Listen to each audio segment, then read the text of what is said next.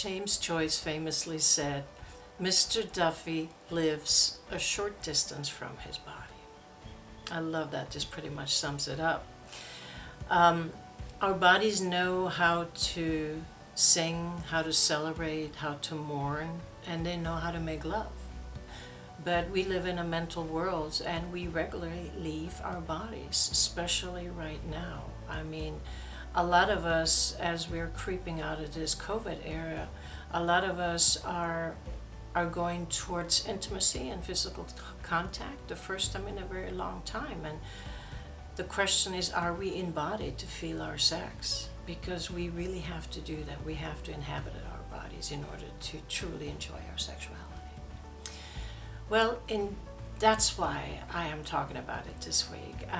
I will give you 3 tell signs of leaving our torso and how we do it and why we do it.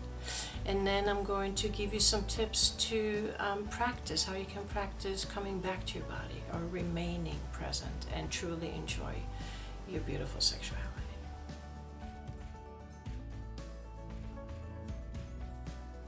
Obsessive thinking, well, that wasn't a surprise. Our need to control things makes us take refuge in our thoughts because we feel safe there. We feel like we're in control. But as we all know, this increasingly disembodiment of our society has a profound impact on our collective well-being, on your personal well-being and collective well-being.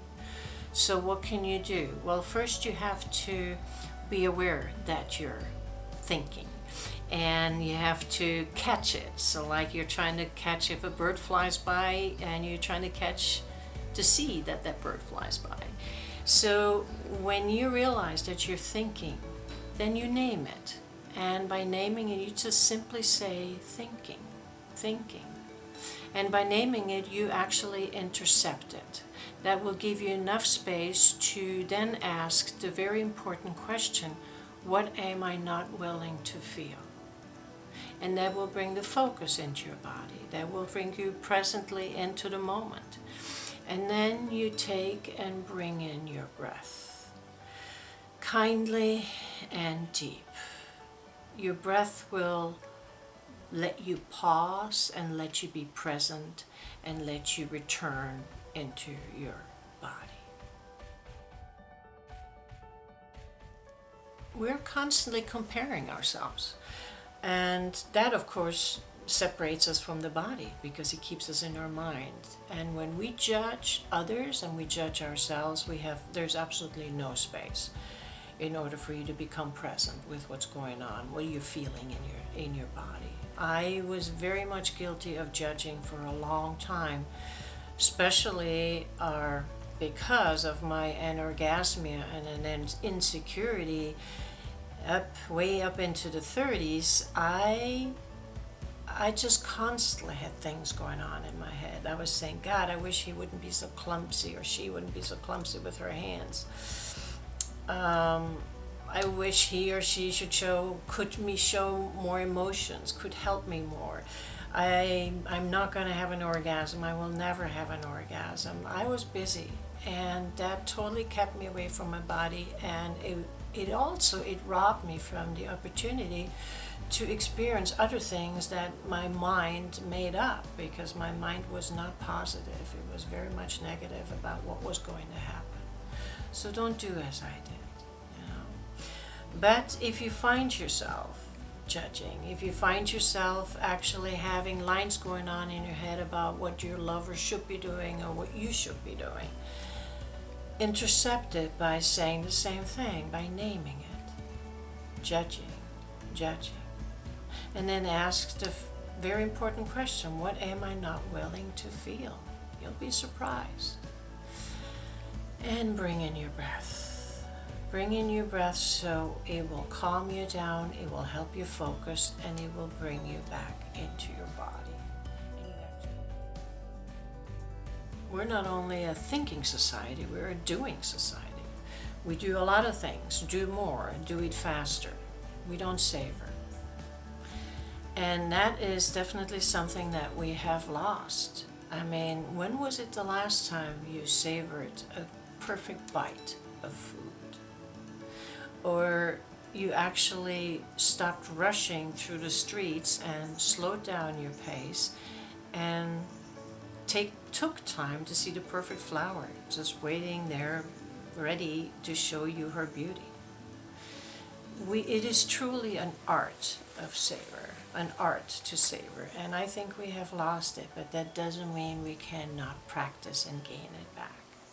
So the next time you catch yourself speeding, even if it's in bed, like after an orgasm, if you catch yourself wanting to jump up because the emotions are just so good that they're hard to hold, and I understand that. We're scared of what comes around the corner, even though it's really good right now. So if you do that and you catch yourself wanting to jump up, just stay. Intercept it and say, rushing, speeding, speeding. And then ask yourself the question, what am I not willing to feel? And then you take in your breath kindly and deep, and you savor.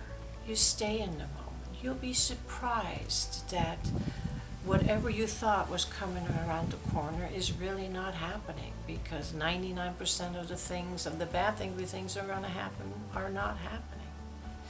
So savoring and slowing down, because you feel more when you make it slower, when you slow down, is something that you can practice.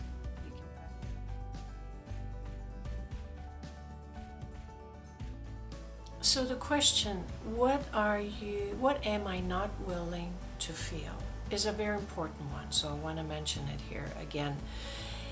It's where all the answers lie.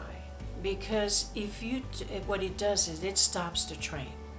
It stops the thinking, it stops the projecting, the reacting, the judging. It just stops it because it makes it very personal, and it is a question that only you can answer.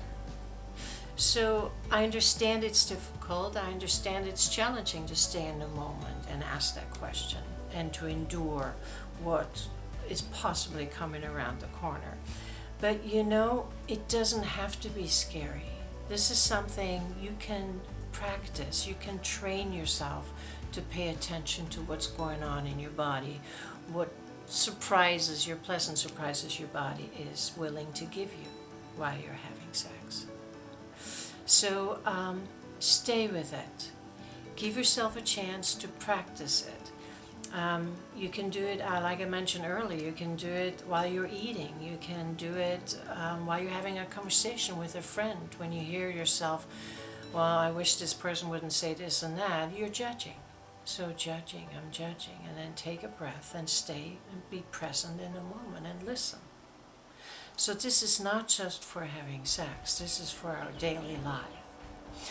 But if you do practice, you will get wonderful benefits from it while you're having sex, because you'll be with your body.